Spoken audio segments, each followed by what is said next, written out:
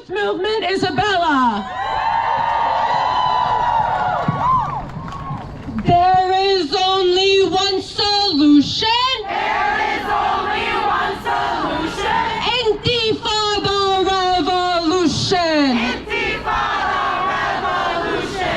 Intifada, intifada. Intifada, intifada. Long live the intifada. Long live Intifada. I'm Isabella with the Palestinian Youth Movement, and as of this morning, on the 98th day of the genocide in Palestine, 23,469 Palestinians have been martyred. Even more are still under the rubble, and even more are wounded. Entire bloodlines have been wiped out in seconds. Children have starved to death. Hospitals and schools completely destroyed, and families will never feel whole again. The martyrs are predominantly women and children. In acknowledging this, we never forget our men. Instead, we recognize how this mass killing of women and children is undoubtedly part of the genocidal targeting of Palestinians as a people, of our men, of our women, and our children. Shame. The Zionist entity attempts to destroy all Palestinian life and possibility of future life. They do so by targeting the most vulnerable because they have proven completely incapable of defeating the Palestinian resistance. They employ the most genocidal tactics imaginable in a pathetic, in a useless attempt to destroy popular support for the Palestinian resistance. US-backed Zionists kill our people. They try to quell our movements. They try to spread disunity among us. They try to suppress our voices.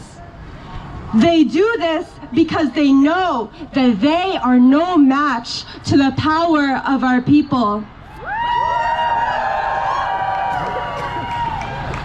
They are no match to our people who, in the face of genocide, remain steadfast and remain completely dedicated to total liberation.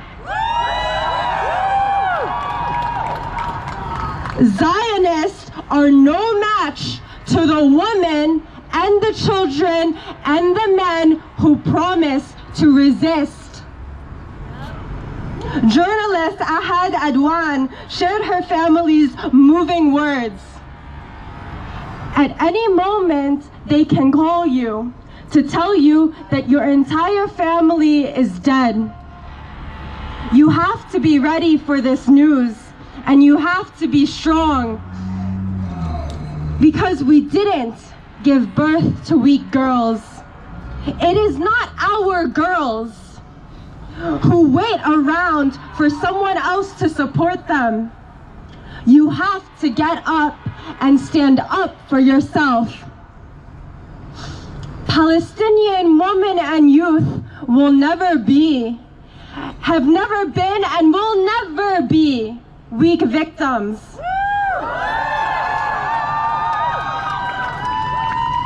We know that only we Palestinians are capable of leading our struggle for liberation. We carry on our cause, strengthen our resolve so that no martyr dies in vain. This generation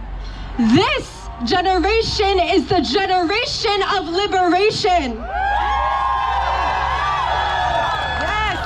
The Zionist entity is making a grave mistake, because the children of Palestine will never abandon our land or our people who have taught us how to live and who have taught us what it means to fight for freedom.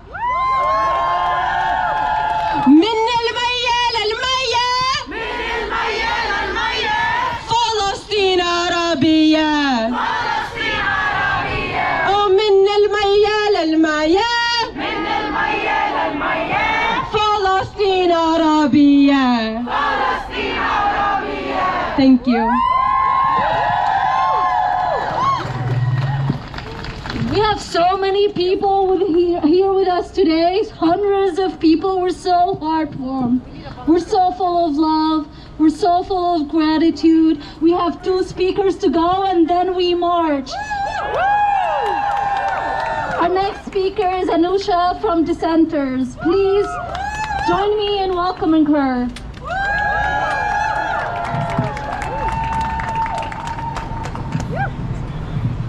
Anusha? Oh, there we go. Sorry. No worries. You made it. Thank you. From Palestine to Mexico, From Palestine to Mexico, all the walls have got to go. all the walls have got to go. From Palestine to the Philippines, From Palestine to the Philippines, stop the U.S. war machine. stop the U.S. war machine. Stop the U.S. war machine. Stop the U.S. war machine. Hello, everybody. My name is Anusha. I'm here with Dissenters, a youth anti-militarist organization. Thank you to the Palestinian Feminist Collective for organizing this incredibly important intervention. Yesterday, as we all saw, Genocide Joe bombed Yemen because Yemen righteously and courageously blocked the Zionist entity's ships. He is the 4th consecutive U.S. president to bomb Yemen because the U.S. empire cares more about shipping delays and profit margins than they do about human life.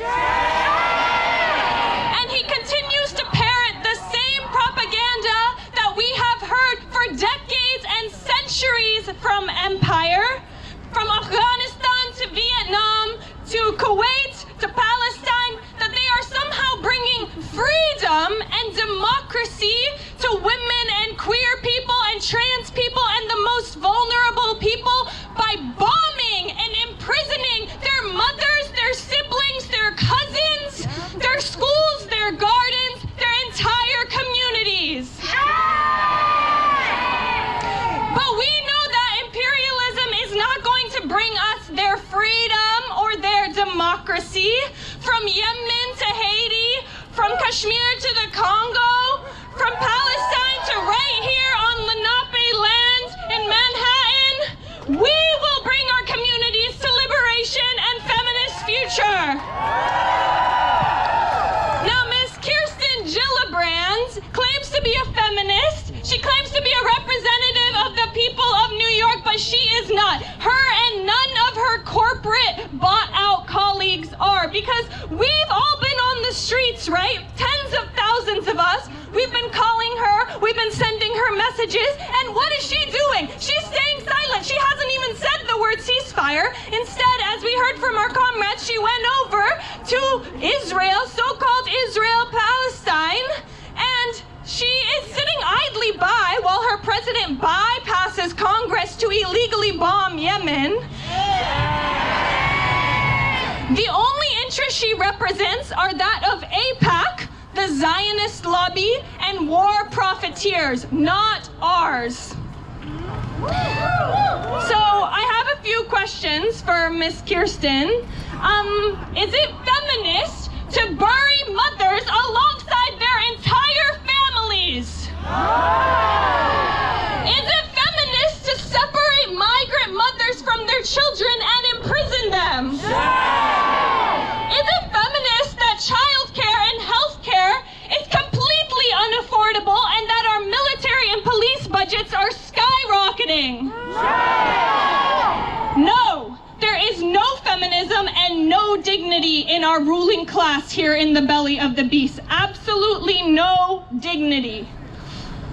We know that DEI in the military or women in STEM engineering the next Hellfire missiles that destroy entire families is not going to bring us towards liberation. But the fall of the US empire and the Zionist empire will. And they will fall.